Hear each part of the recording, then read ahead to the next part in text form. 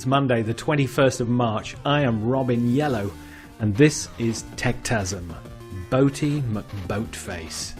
And with me is James Woodall. Mr. Yellow. And also, I would like to shout out to our viewer. Hello. Is it Mrs. Trellis from North Wales? Well, look, this week James and I will be looking at some exciting topics about Microsoft's new Surface phone, a real problem for Android and Android TV, the new cloud wars, which apparently have really now begun. We'll take a yawn and a look at Apple's announcement today from California, and there's that Boaty McBoatface. We'll tell you about it later. For each of these stories, we're going to be judging each one to determine if they are Techtasms, which by our definition is a blend of tech for technology and tasm for phantasm, something that exists only in a person's mind. So without further intro, on with the show. Nasdaq.com reported this week about Microsoft Corporation's Surface phone could be a thing. And they kind of think that it may be the most powerful smartphone ever. Well, as you know, if you listen to this show, you know there's been a lot of buzz about Microsoft's Surface phone over the last few months. The company's neither confirmed or denied the reports, but a trail of breadcrumbs indicates that this device could arrive in our near future. Now, all this started because Microsoft Chief Marketing Officer Chris Capocella declared that just as the Microsoft Surface was sold on the notion that a tablet could replace your desktop, Microsoft needed a spiritual equivalent on the phone side. Now, James, before you dive in, there's another fact here that Microsoft have purchased SurfacePhone.com, which currently redirects to the main Surface site. So any truth to this rumor, you think? They're definitely working on a phone. You heard it first. Yeah, well, that's not from that any, wasn't to any you. That was to our knowledge. You know, I just think it's the obvious next step. I have to say, I appreciate the market share is pretty terrible for Windows Phone, but the experience is really nice. You know, it's kind of a cross between, I may upset you here, Android and Apple, in the sense that Apple's a super polished experience on their own hardware, Android not so much because the carriers kind of ruin it. Microsoft have got this lovely little piece in the middle, and I think they pull it off really, really well. Well, the mobile market, of course, is currently a duopoly between iOS and Android. Yes. And in IDC's latest update, Windows Phone accounted for less than 3% of the global smartphone market, which means that Microsoft just doesn't have the brand or ecosystem to sell its device, especially if it's a premium device with perhaps up to a $600 bill of materials. Yeah, this is true, and I don't think they've quite found the niche yet. Interestingly, quite a few of the companies that I work with on a daily basis insist on Windows as the device for the enterprise. So there's definitely a home there, but obviously I wonder across all these kind of companies how much of a shift on the dial that will be if these companies insist that. Well, Lumia sales fell 49% annually on a constant currency basis last quarter. But if Microsoft can't capture a slice of this pie with their beefier Windows 10 mobile devices, then you could argue that its Continuum strategy, which transforms its mobile devices into desktop PCs, are gonna struggle a bit. Have you seen Continuum, James? I've seen it in videos. I haven't seen it in action. It looks good. Yeah. I think they've got the right idea, but unfortunately, I don't think they are necessarily in control of their own destiny. The smartphones are very much a fad, and Microsoft isn't really a cool company. And if you think back to Was it ever? Well, I'm sure in the early 90s it was probably extremely cool, but you know, when PCs were the hip thing, I use the word hip, you know, carefully. Well, you're showing your age there. Hip. I guess I've thrown you off your thought there, haven't I? You have. I had like a carefully crafted thought path, a think path. Some would say. A think path. And now you've that lost. Sounds like some kind of Lenovo laptop, doesn't it? Yes. I'll tell you, I'm going to force you into calling this one. So the Surface phone, is it a Techtasm? No, it's a real. It's a real. It's going to happen. I think it's got to happen. So Dan Goodin, in my favourite online Is it Ars Technica? web news, how did you guess? Ars Technica has written about yet another exploitation in Android, supposedly now with the latest Stagefright exploit. And for those of you who don't know, Stagefright is one of the subsystems built into Android to handle things like image rendering and processing and so forth.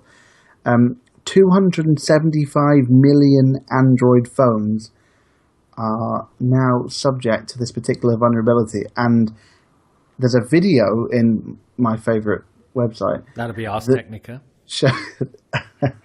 That shows this exploit, and it's kind of scary. Effectively, you just have to browse to a web page with some carefully crafted images, and somebody on the other end can take over your phone. I mean, wow. Well, Stagefright is a very scary vulnerability. And while those numbers sound equally scary, the estimated 275 million phones, I think it's Android versions 2.2 to 5.1, isn't it, that are vulnerable to it. Perhaps less than the original Stagefright vulnerability, which was a billion phones with total takeover just by browsing an image. Well, you think, goodness me. I mean, why is Android so vulnerable to this sort of thing? Well, I have to say, all platforms have these kind of vulnerabilities in them. The difference is whether or not hackers can actually be bothered to find them. We've all known that certainly in the mid-2000s, OS X barely got a mention in the vulnerability world. It wasn't due to how secure it was. It was because if you're a hacker and you want to go after 95% of computers or 5%, which one are you going to go for? I think that's not really the question to ask, to be honest. Well, there is the fragmentation issue, isn't there? Yeah, of course, because if iOS has a problem, Apple fix it. Well, if Android has a problem, who fixes it? Well, Google fixes it. The question is whether the carriers push out the fixes to their phones. Well, there's a couple of stages, isn't there? There's Google. Google goes to the manufacturer. The manufacturer goes to the carrier. I mean, there are some cases where the carriers are not interested at all in updating the phone. Yes, because it's perhaps an older device, and part of the way they sell new phones is to leave the older devices with the older OS on it. Which okay, that as a business model, that makes perfect sense. But the thing with certainly Google and Apple as the companies responsible for their operating systems, they've got a responsibility to their users.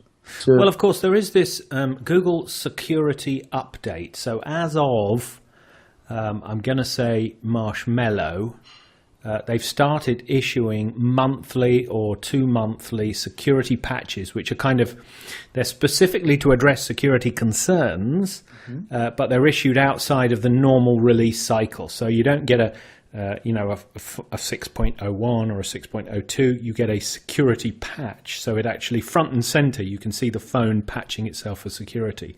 Now that won't help a lot of these phones that are subject to this exploit, which go back to much earlier versions, 4 and before, 5 and 5.1 Jelly Bean.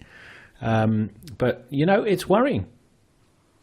Yeah, definitely. Not for you, though, because you've got an iPhone. Yes, I mean, I'm sitting here. Well, I have Nexus, so I have the latest Marshmallow, which this doesn't affect, so it doesn't affect me either. So I would say, top tip from Techtasm, try saying that after a few drinks, is get yourself a Nexus or get yourself an iPhone. Yes, definitely.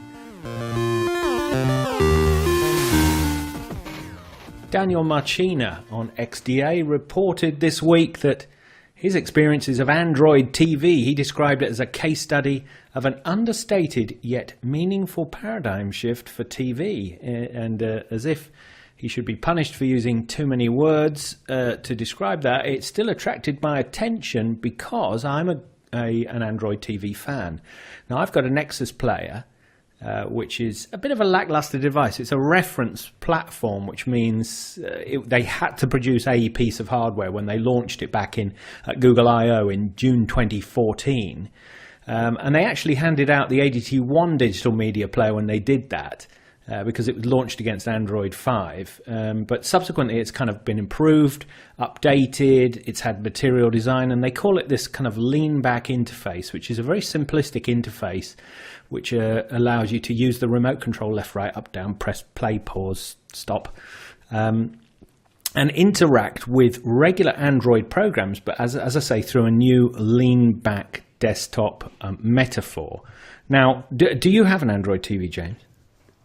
What do you think? Of course not. You've got Apple TV, which is why this is going to make great podcasting. Because if you live in the world of Android TV, there are basically three offerings. One, the Nexus player, the lackluster, as is described in the article by Daniel, a Nexus player. The one successful Android TV device, which is called an NVIDIA Shield, which has got some, again, gaming capability, which the Nexus player does too, but the NVIDIA Shield's got a graphics card in, obviously coming from NVIDIA. But the real breakthrough, actually, on this is their relationship with Sony. So Sony have been using Android TV as the primary OS for its entire flagship TV line since early 2015. And now Philips, Sharp, and a host of other mid-tier manufacturers have launched Android TV-powered devices, but to perhaps a more reserved degree, maybe not completely across the range, but in certain devices. Now, you've got an Apple TV. Do you love it?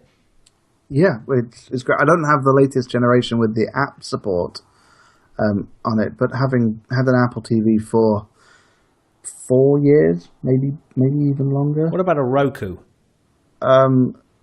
I have never had a Roku. I'm obviously familiar with them. Are you familiar with Kodi? Kodi? You've mentioned this before. So Kodi is an app. It's what used to be XBMC. Oh, yes, of course. Yes, so it's a kind of open source media platform into which it's got this open architecture, and you can put all sorts of plugins and get all sorts of content into it. Almost anything that can be streamed out of a TV is available through Kodi, in a lot of cases for free. And this has become very popular in the hacker cord cutter community for accessing things like Plex for your local content, but also other more naughty online services for perhaps obscure content that's more difficult to access through the normal channels. Now, in Android, the case of Android TV, you can load Kodi straight out of the Play Store. In the case of Roku, you can load Kodi. I don't think you cannot with Apple TV, or at least I don't think you can. Honestly, I'm not too sure. Apple, of course, have the curated store, which Android it does to an extent now, but not to what Apple does. So you've got Amazon Prime, you've got YouTube. Yeah. On the Apple TV, you've got all of the big players, and Apple is still quite new to this, having apps on the box, which is, because the Apple TV only came out 4 or 5 months ago. Oh, right. So that was the first time you could actually install apps, was 4 or 5 months ago? Yes. Before that, the Apple TV came with a handful of apps, hand-selected by Apple. There was no developer kit available until a few months ago. Oh, that's interesting. So my experience of Android TV is that it is smooth. I don't own a Roku, but people I know have got Rokus enjoy it, say it's smooth and smart and stylish and reliable. I think the same with Apple TV. People I know that have got first gen, second gen. I don't know anybody with the new one. You'll have to go out and buy one so we can review it, James. Sure. There you go. It's a business expense. Of course. Which business do I put it on?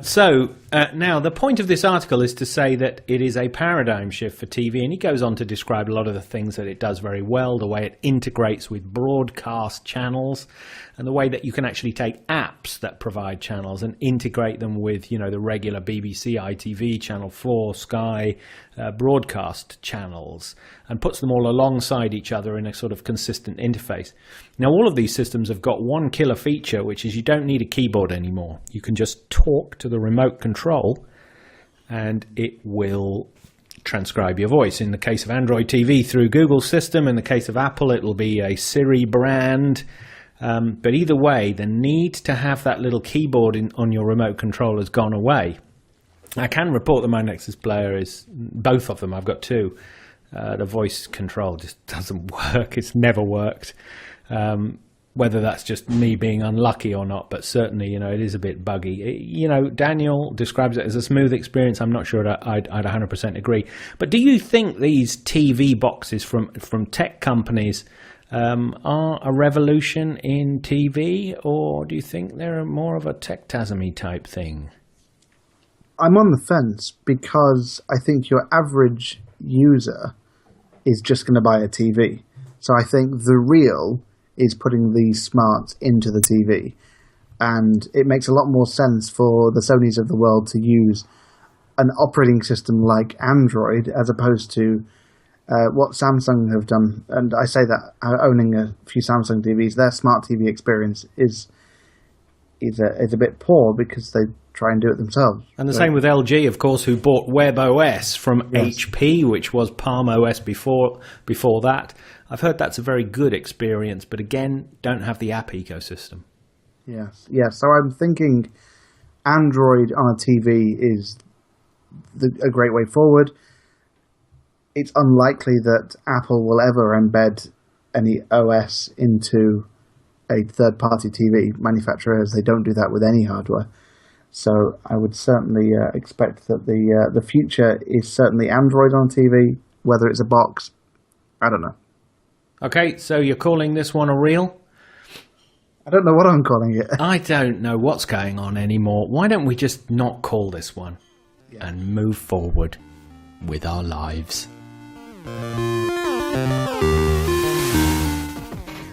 At the risk of doing the same story week after week, TechCrunch reported through Aaron Levy, now the cloud wars really begin.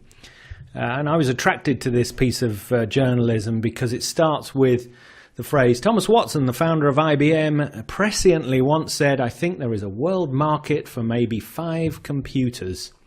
I've actually said this myself, so that's why I think it's so intelligent. And today, like Watson envisaged, we now see a time where there are only 5 or 10 computers or clouds which may operate with enough volume and power to compete on price and performance with each other and put everybody else out of business. So perhaps these companies are actually vying to be one of those 5 or 10 computers. And the big daddy of them all, the undisputed leader, is Amazon, which just celebrated its 10-year anniversary. And while it only commands a $10 billion run rate in cloud revenue, that's a lot, I hear you say, but actually if you compare that to the trillions of dollars which are spent globally across all of IT enterprise, then you can see that we're just getting started. Now, the big players in this market, James, are Microsoft, Amazon, Google. Who's the winner? Well, I quite like the Microsoft offering, as I've said so in the past. Certainly in terms of, I guess, market share, Amazon have probably got it. So, do you know the difference between the Microsoft and Amazon and Google offerings in terms of hardware? It's a bit of a trick question. I imagine they're probably quite comparable. Well, they are in terms of the power they can get out of it. But while Microsoft will buy servers, server racks and equipment from companies like Dell, Amazon and Google exclusively build their own servers from scratch, from components. Okay, interesting. They do this because in the case of Google, for example, each server has got its own mini UPS so that it can act independently. There aren't kind of UPS for a rack or any of that kind of stuff. Each server has got its own battery in it. So it's designed as a kind of single unit that can be snapped out when it fails and a new one put in. And similarly, Amazon, again, because of the razor-thin margins, how they like to charge everything down to the bone so it's as cheap as it can possibly be, again, you need to make the big bucks. You've got to do your own stuff. In order to make enough profit to buy from a third party, you have to differentiate your service significantly, which is, of course, what Microsoft have done very successfully. I know you're a big fan. Yeah, there's the list of services available in the Azure cloud is phenomenal. There's all different types of databases. I couldn't even guess. Maybe there's 20, 30 different sizes of virtual machine for all different kind of tasks, and it's really quite impressive. All the different, offerings they have for what is essentially a box running on somebody else's network. Well, in November last year, it was quietly announced that Diane Greene, who is VMware's founding CEO, was coming on board to lead Google's cloud efforts, and subsequently Apple have been quietly moving some of their cloud offering onto Google from Amazon. And Spotify has also actually completely moved across to Google as well. So it looks like Google's competitive point was they were cheaper. They keep driving the price down. If you actually look and compare pound for pound, Google just are cheaper than everybody else. So you could say, well, they're just trying to make a grab for market share, because they are also rounds out of the three. The big two probably are Microsoft and Amazon, not in that order. Yes, definitely. So these is it just going to be these 5 or 10 big clouds, and all computing work will be done in the cloud in the future, James, or is that just a techtasm? I think there'll always be a need for hybrid networks. What do you mean by that?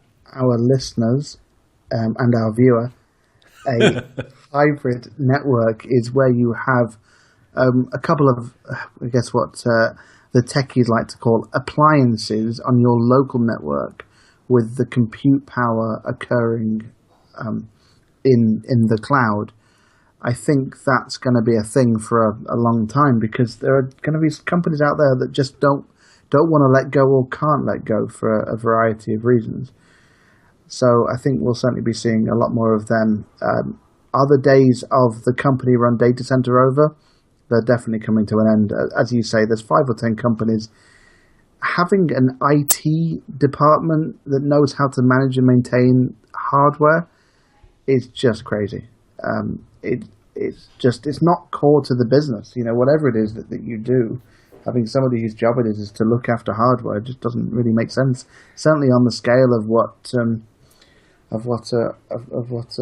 these companies have been doing in the past. So, yeah. It looks like it's a reel then. You calling it a reel? It's definitely a reel. It's definitely a reel. 5 or 10 computers in the world. Thomas Watson, you were a founder of IBM. You were right when you made your ludicrous statement 40 years ago. So well done to you, sir.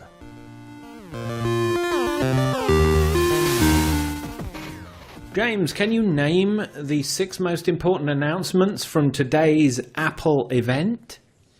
Well, there's that really interesting recycling robot, Liam. That's quite something, isn't it? So I guess there's Liam, the new watch bands, the iPhone SE, the smaller iPad Pro, iOS 9.3 has come out. I'm in the wrong order. Apple TV news. Apple TV, of course. The new Apple TV has come out as well. Well, sorry, the OS is at 9.2. There you go. Well, fantastic. I think we've just completely covered that. Anything catch your eye in that made you do anything other than yawn? Well, it was all because of the rumor mill. It was all expected. The iPhone SE. I mean, they even said in the presentation that you may have heard that we called it the iPhone SE. I mean, so yeah, there was nothing really stood out. I have to say, what I was looking for, which wasn't rumored and didn't happen, is a brand new Mac Pro, because the current one is 2.5 years old, and I need one for my office. So I guess I'm just going to have to wait a little bit longer for that one. But, yes, well, indeed. Don't hold your breath on that. A much more important story occurred this week, though, James. So, jocularity aside, The Independent reported today that Boaty McBoatface is leading the public vote to name a new £200 million research vessel. Now, the Natural Environment Research Council, NERC, opened up suggesting to name their new ship. And little could they have predicted what the front runner would be. Yeah. Steaming ahead of its rivals, it says here in Rebecca Flood's fabulous article, is the RRS Boaty McBoatface. And it's outstripping the likes of Endeavour, Henry Worsley, David Attenborough, Falcon, and many other offerings. James, Boaty McBoatface, you in? Well, I voted this morning. You did. I definitely did. I have to say, they asked the internet And the internet responded in the only way it knew how. Well, I did attempt to go in and vote myself, but the website was just crashed, presumably with other people like me trying to vote up Boaty McBoatface. It's fabulous. Fabulous. Absolutely fabulous. I really, really hope that they do this, because this will legitimize the internet for all of its marvelous glory. Well, that's it for this week's throbbing show. You can find us at facebook.com/Techtasm, subscribe on iTunes, Stitcher or Feedburner, or you can contact us at feedback@techtasm.com. And remember, if you're subscribed on iTunes, well, you know what we want. We record every Tuesday at 2100 BST GMT, which is why we're recording this on a Monday. So watch out for next week's episode on goodness knows which day. This is me, Robin Yellow. And me, James Woodall. Asking the question, is it real or is it just a techtasm?